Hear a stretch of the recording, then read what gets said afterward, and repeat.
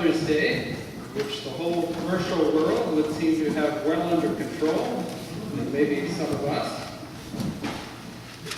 And then as well, it is Christian Family Sunday, which the church, seemingly prompted by the initiative to consider one member of the family, believes it wise to expand it to all. And then finally, it is Good Shepherd Sunday, the third Sunday after Easter traditionally. Now, it's tempting to try to bring all these together somehow. I'm a Presbyterian. I have a strong inclination to keep things neat and tidy and in good order. Of course, real life isn't like that. Life isn't always in order and neat and tidy. Sometimes that's a welcome and good thing, and sometimes not. In fact, one could well argue that is the essence of life, being amidst the tension of striving to have things in place just as we think they should be, and realizing that achieving perfection in that regard tends to be unhealthily obsessive. I remember in primary school being invited by a friend to his house from time to time, where it seemed that the most important value in the household was not entering the living room, where all of the furniture was covered with thick, I think other people have been at home, where all the furniture was covered in thick, plastic, well-fitting covers. It seemed that even if you had a mud-throwing war in the living room, it would be very easily sorted out with a high-pressure hose. But I can remember the loud ultimatums being commanded down to my friend from on high from the floor upstairs by his mother, whom I seldom saw. Don't go into the living room. And so, of course, we never did. He liked to come over to my house a lot. And then I remember another friend whose mother warmly met us at the door. At his place, you walked uphill in their rickety old kitchen to go from the table to the refrigerator. Their couch was not covered and was even torn in a few places. But clearly, being in their house was not about preserving things, but happily being with people. Their family was alive with interest in one another and the visitors they brought home. My friend from this family wasted no time when school was out. He rushed home and often would want to bring friends with him. I wasn't really in a position to understand the family dynamics within either of these two homes until much later in my life, when I looked back with some acquired wisdom, or so I like to think, with a multitude of other experiences under my belt of being with a host of other families. Of course, nobody's family is ideal. Life is such that the tensions within families ebb and flow, as they say. Sometimes things seem to be sailing along swimmingly well. Isn't that what they say? Swimmingly, I think. And other times it would seem we are ascending a Mount Everest of familial concerns in the midst of what would seem to be an unabating storm of life. These tensions are normal, but often we know we could bring more to circumstances than we frequently drive ourselves to. Our family life, no matter what our backgrounds, is sometimes a challenge in one way or another. I don't think there's anybody who's an exception here. And it's the same with the task of shepherding. As you might know, the task of the shepherd preceded that of the task of the farmer. The two occupations were destined to at least initially come into conflict with one another. So much so, in fact, that the first murder in the Bible was amidst the context of a shepherd named Abel, who brought in the firstlings of the flock, and a farmer named Cain, who delivered the fruits of the ground. Brothers. with markedly different focuses or concerns in life, different objectives, and evidently needing something which was to come after them, and that was in the form of the commandments delivered by Moses. Thus, it is no accident that at today's worship service we recognize the placement of not just one, but two beautiful new banners behind me, generously arranged by the leader of our worship committee, Shirley Gibson Applegate, and created by a talented artist in Newmarket, right? Her name? Sarah West. Sarah West. You like them? Yes. They depict, I'm glad you like them. They depict not just that momentous Old Testament event of Moses' delivery of the Ten Commandments to the Israelites upon his descent from Mount Sinai, which includes the command to honor thy mother, might I remind us, but also, one might say, for a healthy balance, the New Testament story of Jesus' unrestricted, warm welcome to all of the little children, in spite of the adults all around him who had a different plan, who wanted to get the noisy children out of the way. But he said, "Let the little children come to me," as we heard, "and do not stop them," as it reads in the New Revised Standard Version, "for it is to such as these that the kingdom of heaven belongs." The commands are basic signposts of a faithful life expressed in the Old Testament, put in balance with the unrestricted, welcoming, and loving spirit of the New. Sometimes to us, the world doesn't seem to be so well balanced. Like many of you, every once in a while, my wife and I find ourselves needing to venture into that urban landscape they call Toronto. The other day we were driving in a particular congested part of the city. You might know it, along Eglinton Avenue towards the Allen Expressway. I think they're putting an LRT in there. And somebody cut somebody else off. And then a little bit further up, the light turned red, and one guy got out of the car, the guy that was cut off got out of his car and went up and fiercely banged on the window. He was a big muscular guy. And the driver opened the window, much to my surprise. And the guy who banged on the window stuck his head into the window and started shouting at him, point blank. Now, what did he accomplish by this action? My contention would be that he has just taught that person, never ever open your window again. And be wary of everyone around you.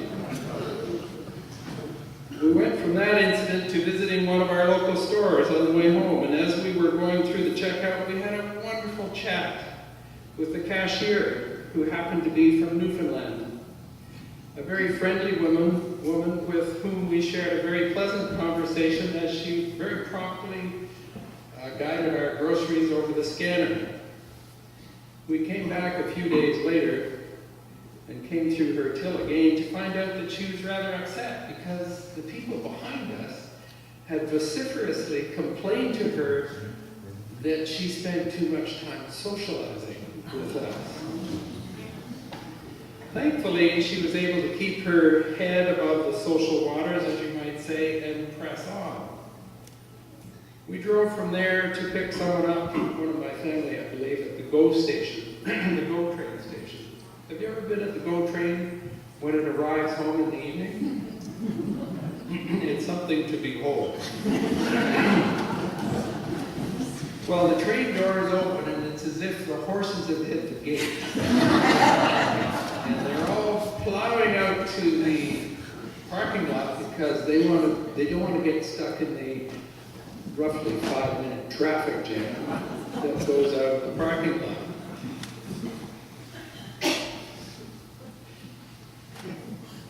Now, imagine if that guy in the car I was speaking of earlier was dealing with his mother in the car in front of him. Or the people behind us at the cash register were dealing with their daughter as the cashier. Or the people on the train looked to their right and to their left and realized that some of their fellow travelers that they were just trotting through were about to lose their way or lose their step because they were little children. Actually, some looked that way. Ours is a culture whose definition of family is way too small. There's a book by the well-known 20th century New Testament commentator J.B. Phillips called Your God is Too Small. Well, our families are too small, too exclusive, and often even too cold.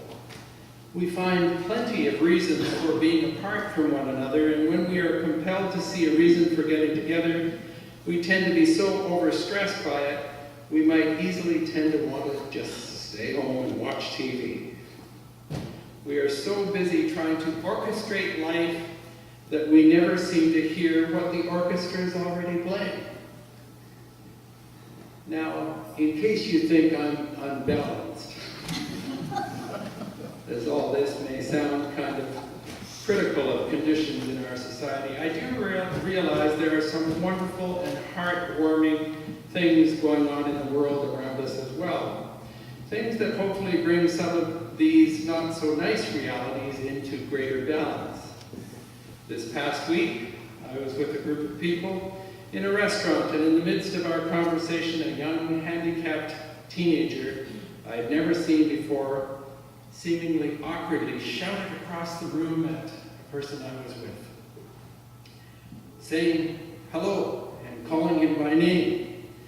He did so as we arrived, and he did the same as we left. And the person I was with very kindly and calmly and somewhat affectionately answered back. It was clear that this encounter really meant something to this young man, that they had a relationship.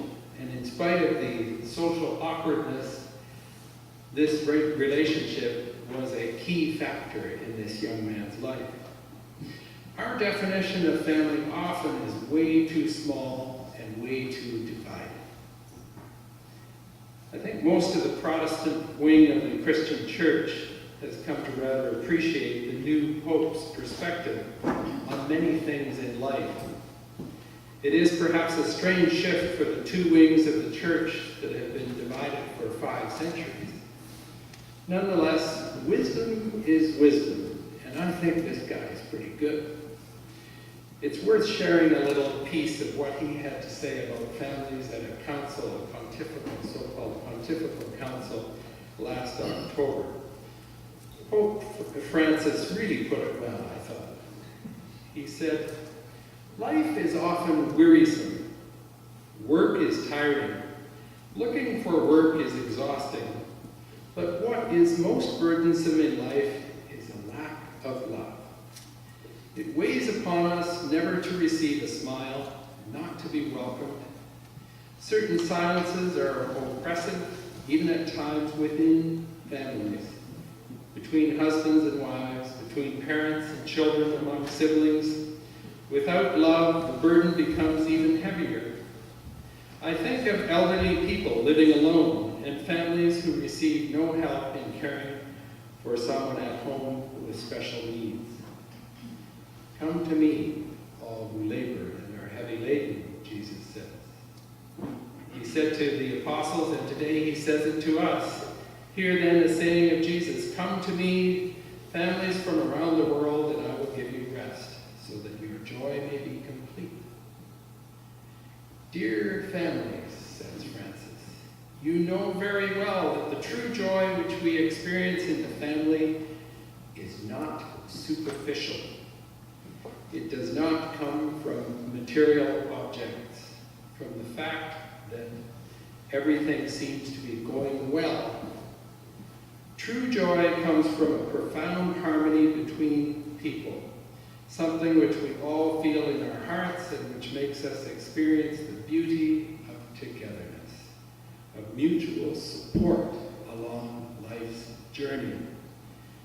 But the basis of this feeling of deep joy is the presence of God in the family and his love, which is welcoming, merciful, and respectful towards all. God alone knows how to create harmony from differences. But if God's love is lacking, the family loses its harmony, self-centeredness prevails, and joy fades. But the family which experiences the joy of faith communicates it naturally. That family is the salt of the earth and the light of the world. It is the leaven of society. An enlightened man, don't you think? One who knows the profound need for our world to reform itself. How else are we going to teach people in northern Nigeria that that is not how you treat other human beings? Who knows? The Roman Catholic Church and the Protestant Church, in all its various forms, could come together once again. As Christians, we are all called to recognize our fellow human beings as family, like you and I, as God's creatures, everywhere worthy of respect, and to offer the warmth and love and understanding that befits every good family. This is not born of forcefully demanding others to do as we think they should, or we should, but rather to begin with understanding who they are. Only then will we begin to appreciate the path before us all. Sometimes this involves our helping shepherd the sheep. And sometimes it involves realizing how we ourselves need to be shepherded by that great shepherd of us all. Tough as the job is, good mothers, and I should probably say good fathers, often have a natural instinct for what this is all about. But happy Mother's Day.